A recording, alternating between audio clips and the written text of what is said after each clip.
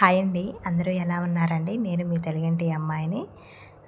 శ్రీరామనవమి రోజు నేను తీసిన వీడియో అండి. అలానే పూజ కూడా చాలా సింపుల్గా చేసుకున్నానులేండి. అంటే పానకం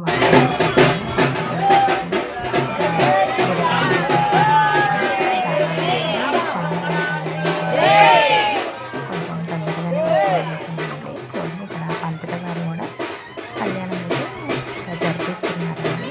ప్రతిదీ కూడా ఎవరైనా చెప్తూ అసలు కళ్యాణం అంటే ఏంటి, కళ్యాణం ఎవరు చేయాలి, ఎవరు చేయకూడదు, రాముడి తండ్రి సీతమ్మ ఎలా జరిపించాలి అసలు అనేది ప్రతి ఒక్కటి కూడా వివరిస్తూ చాలా బాగా చెప్పారండి.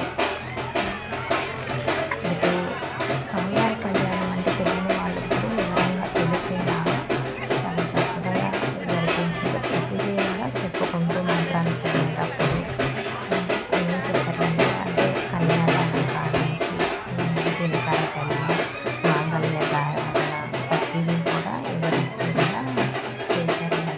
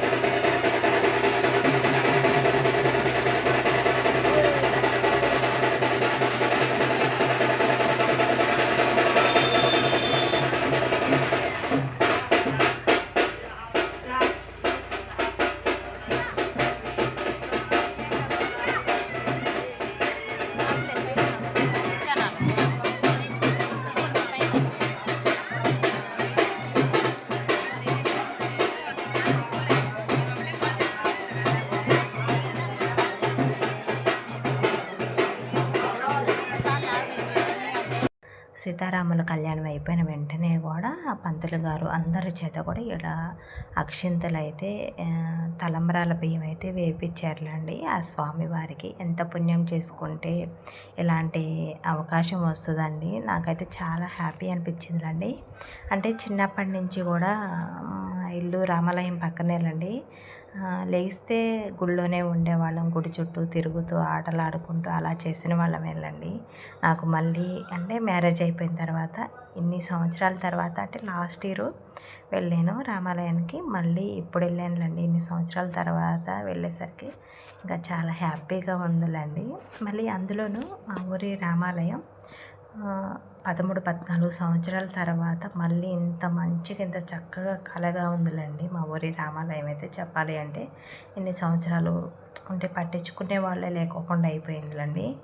ఎవరైనా దేవుణ్ణి పట్టించుకోకుండా ఉంటారా అండి? కానీ ఏం చేస్తాం, మా ఊరి రామాలయం పరిస్థితి అయితే ఇన్ని రోజులు కూడా ఇన్ని సంవత్సరాలు కూడా ఇలానే ఉంది. మళ్ళీ ఇప్పుడైతే ఈ రామయ్య కళ్యాణం, సీతారాముల కళ్యాణం తర్వాత మళ్ళీ ఇంత మంచిగా కలకలలాడుతూ ఉందిలేండి. ఆ స్వామివారి కళ్యాణంతోనే చాలా బాగుంది, బాగా చేశారులేండి. గుడినైతే కొత్తగా విగ్రహ ప్రతిష్టలు చేసి కొత్తగా గుడి కడితే ఎలా ఉంటుందో అంత బాగుందిలేండి. గుడి మాత్రం కలర్స్ అయినా విగ్రహాలైనా కానీ చాలా బాగుంది. మీకు అంటే నేను గుడి మొత్తం కూడా వీడియో తీద్దాం అనుకున్నా కానండి, కొంచెం ఎండ అనేది ఉండి ఎండ పడికి వీడియో క్లారిటీగా లేదు.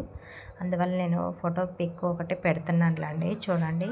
అంటే ఎప్పుడైనా మళ్ళీ వెళ్ళినప్పుడు ఇంకా గుడి దగ్గరే కదండి, ఎప్పుడంటే అప్పుడు వెళ్ళొచ్చు కదా స్వామివారి గుడికి. మళ్ళీ ఎప్పుడైనా వెళ్ళినప్పుడు నేను వీడియో అయితే ఖచ్చితంగా తీసి అయితే పెడతానులేండి. చాలా బాగుందిలేండి. చిన్న గుడి అయినా సరే చాలా బాగుందిలేండి చెప్పాలి అంటే మాత్రం.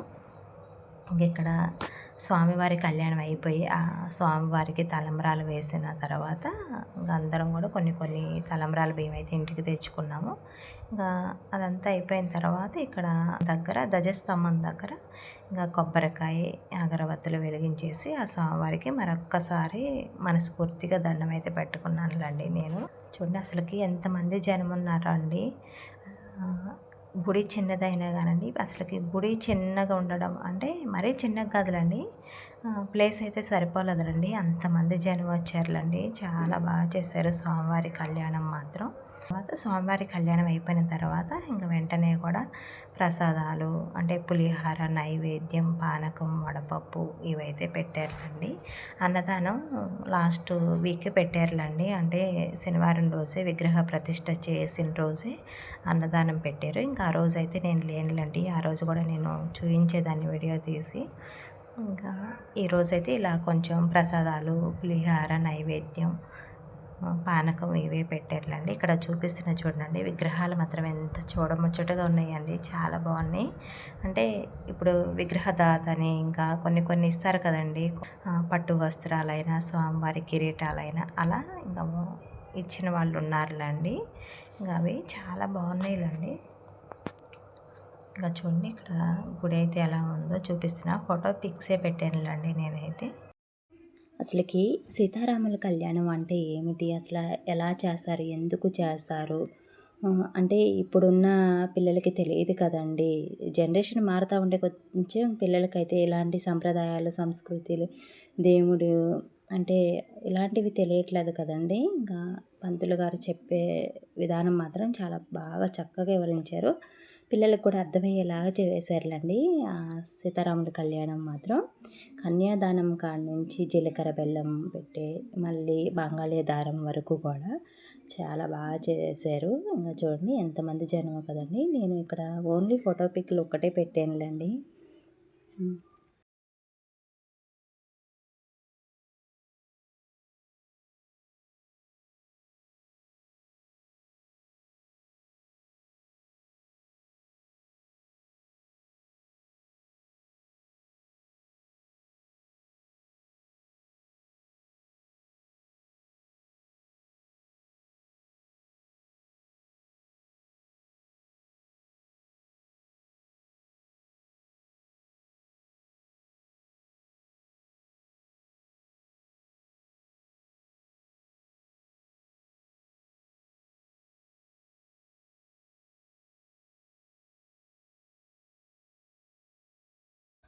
సీతారాముల కళ్యాణం అయిపోయిన తర్వాత తలంబ్రాల బియ్యం కూడా వేసేసిన వెంటనే కూడా ఇలా ధ్వజస్తంభం దగ్గర కొబ్బరికాయ కొట్టి అగరబత్తులు వెలిగించేసుకుని ఇంకా ప్రసాదాలు పెడితే ప్రసాదాలు పిల్లలు తిన్నారులండి.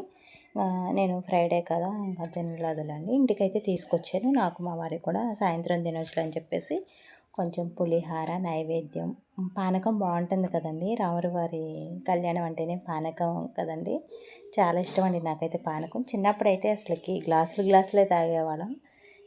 మళ్ళీ అలా పానకం అయితే తీసుకొచ్చేసానండి. ఇంకా వచ్చిన వెంటనే కూడా అంటే గుడి దగ్గర నుంచి వచ్చేసరికి 4:30 అయిపోయింది. ఇంకా వెంటనే పని అయితే స్టార్ట్ చేశానండి, ఒక నిమిషం కూడా కూర్చోకోకుండా. మళ్ళీ స్వామివారి ఊరేగింపు ఉంటుంది కదా సాయంత్రం టైం, తొందరగానే ఊరేగిస్తారేమో అని కొంచెం తొందరగానే పని అయితే చేసుకుంటున్నానండి. విగ్రహ ప్రతిష్ట రోజైతే అసలు హడావిడిగా అయిపోయిందిలండి. స్వామివారిని తీసుకొచ్చి ఊరేగించేటప్పుడు నీళ్ళు ఆరబోయడం హడావిడి గందరగోళంగా అయిపోయింది. అసలుకి అలా కావద్దు, ఈసారి కొంచెం ముందే ప్లాన్ ప్రకారం అన్నీ చేసుకుని స్వామివారు వచ్చే టయానికల్లా అన్నీ రెడీ చేసి పెట్టుకుందామని చెప్పేసి ఇలా పని అయితే చేసుకుంటున్నానులండి. ఉదయం వంట ఏమి చేయలేదులండి, స్వామివారి కళ్యాణం అంటేనే అన్నదానం, ఇవన్నీ ప్రసాదాలు, నైవేద్యాలు. స్వామివారి కళ్యాణం అంటేనే అన్నదానము, పులిహార, నైవేద్యం, ప్రసాదాలు ఇవే సరిపోతాయి కదండి. అలా అని చెప్పేసి నేను వంట ఏం చేయలేదు. పిల్లలైతే గుళ్ళోనే ప్రసాదం తిన్నారు. ఇంకా మళ్ళీ వేరే చోట్ల కూడా అన్నదానం పెడుతుంటే అక్కడికి కూడా వెళ్ళారులేండి. ఇంకా వాళ్ళు అక్కడే తినేసి వచ్చేసారు.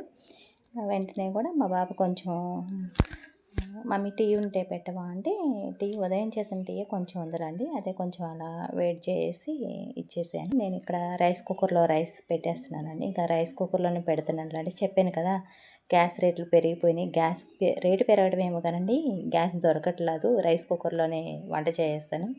ఇంకా రైస్ కుక్కర్లోనే రైస్ పెట్టేస్తానని చెప్పేసాను కదండి, ఇంకా అందువల్ల రైస్ కుక్కర్లోనే పెడుతున్నాను. కొత్త కుక్కర్ తీసుకొచ్చాను కదండి, పప్పుచారు చేద్దాము, చాలా రోజుల నుంచి వాడదాం అనుకుంటున్నాను, ఇంకా అలానే ఉంటున్నానండి, పప్పు చేయట్లేదు. ఈ రోజన్నా చేద్దామని చెప్పేసి తీసాను. ఇంకా ఉండుండి నవమి రోజు ఎందుకులే కొత్త దాంట్లో అని చెప్పేసి మళ్ళీ ఆ పాత దాంట్లోనే పొంగుతుందిలే కానండి, ఇంకా అలానే చేసానులేండి. ములక్కాయలు వేసేసి పప్పుచారు చేసాను. ఇంకా నేను ఎప్పుడైనా సరే పప్పుచారు చేసేటప్పుడు కొంచెం ముద్దపప్పు తీస్తానులేండి, అలా పప్పు పచ్చడి వేసుకొని తినొచ్చులే అని చెప్పేసి. ఇంకా వంట అంతా కూడా కంప్లీట్ అయిపోయిన తర్వాత చూపిస్తున్నానులేండి. చారు, అలానే కొంచెం ముద్దపప్పు, నేను చేసిన పానకం, టమాటా రసం ఉంది, టమాటా కూర ఉంది, గోంగూర ఉంది, పచ్చళ్ళు ఉన్నాయి.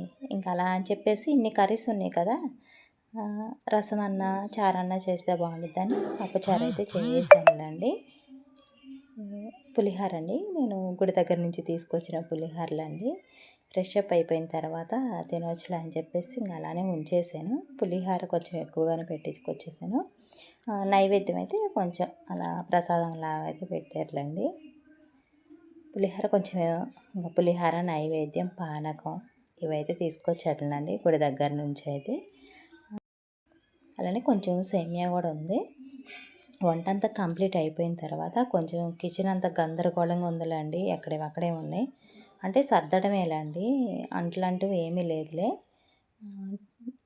అంట్లు కూడా టీ పెట్టినవి ఉంటేనే అవి కడిగేసేసాను. ఇంక ఇవన్నీ కూడా సర్దేసేసుకుంటే కొంచెం నీట్గా ఉంటుందిలే, గ్యాస్ బండ ఇవన్నీ లేకోకుండా ఉంటుందని చెప్పేసి ఇంకా ఇవైతే సర్దేస్తున్నానులేండి. స్వామివారి ఊరేగింపు కోసం అని చెప్పేసి నేను స్వామివారికి నీళ్ళు ఆరబోయాలి అని చెప్పేసి నేను ముందే ప్లాన్తోనే పని అంతా కంప్లీట్ చేసుకున్నా కదండి, కానీ స్వామివారికి నీళ్ళు అయితే పోయలేదులేండి. ఎందుకు పోయలేదో కూడా చెప్తానులేండి. అంటే మొన్న ఉగాది రోజే ఊరేగించారు కదండి స్వామివారి విగ్రహాలని. నేను స్వామివారి ఊరేగింపు ఉంటుంది అని చెప్పేసి ఫాస్ట్గా పని చేసుకుని అన్నీ కూడా రెడీగా పెట్టుకుంటే చూడండి, ఇంకా స్వామివారి ఊరేగింపు అయితే లేదు అని చెప్పారు. ఇంకా గుళ్ళోనే మళ్ళీ భజన, పూజలు అలాంటివి అయితే సాయంత్రం టైంలో గుళ్ళోనే చేస్తున్నారంట. ఇంకా నేను ఉదయం ఎంతసేపు ఒక పొద్దున్నాము, మళ్ళీ అందులోనూ ఎండకి ఉబ్బకి ఉండి బీభత్సమైన తలనొప్పులండి, అసలుకి తగ్గలేదు. టీ తాగుదామంటే ఫ్రెష్ అప్ అయిపోయి పూజ చేసుకోవాలి కదా అని చెప్పేసి ఇంకా టీ కూడా తాగలేదులండి. అందువల్ల నేను మళ్ళీ గుడికి అయితే వెళ్ళలేదులండి, ఇంట్లోనే ఉన్నాను పూజ చేసుకోవాలి అని చెప్పేసి, లేకపోతే వెళ్ళేదానిలండి. ఉదయం అంతసేపు ఒక పొద్దున్నాం కదండి, ఇంకా సాయంత్రం ఫ్రెష్ అప్ అయిపోయి మళ్ళీ దీపారాధన చేసుకుని ఇంకా వెంటనే కూడా భోజనం చేసేయాలి, కొంచెం తలనొప్పి ఉందని చెప్పేసి ఇంకా వెళ్ళలేదులండి. అందరికీ శ్రీరామనవమి శుభాకాంక్షలు అండి. వీడియో ఇంతటితో అయితే ఎండ్ చేస్తున్నా. వీడియో కనుక నచ్చినట్లయితే ఒక చిన్న లైక్ చేయండి, షేర్ చేయండి, సబ్స్క్రైబ్ చేయండి ప్లీజ్.